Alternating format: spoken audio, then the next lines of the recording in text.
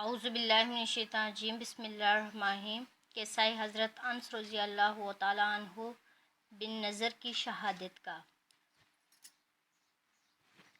حضرت انس بن نضر ایک صحابی تھے جو بدر کی لڑائی میں شریک نہیں ہو سکے تھے۔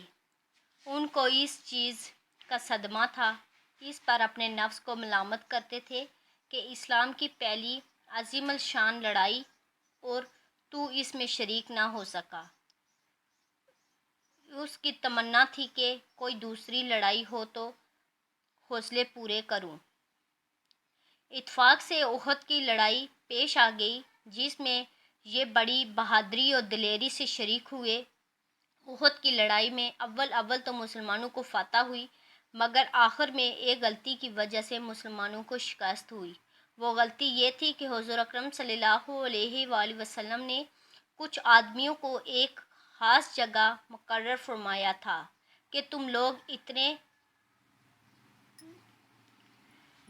لوگوں کو جب تک میں نہ کہوں اس جگہ سے نہ ہٹنا، کہ وہاں سے دشمن کے حملہ کرنے کا اندیشہ تھا۔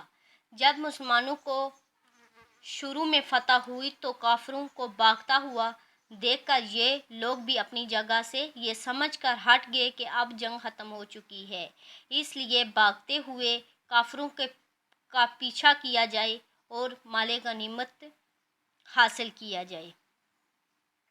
اس جماعت کے سردار نے منع بھی کیا کہ حضور صلی اللہ علیہ وسلم نے منع کیا ہے کہ تم یہاں سے نہ ہٹو، مگر ان لوگوں نے یہ سمجھ کر کہ حضور صلی اللہ علیہ وسلم کا ارشاد صرف لڑائی کے وقت کا ہے، وہاں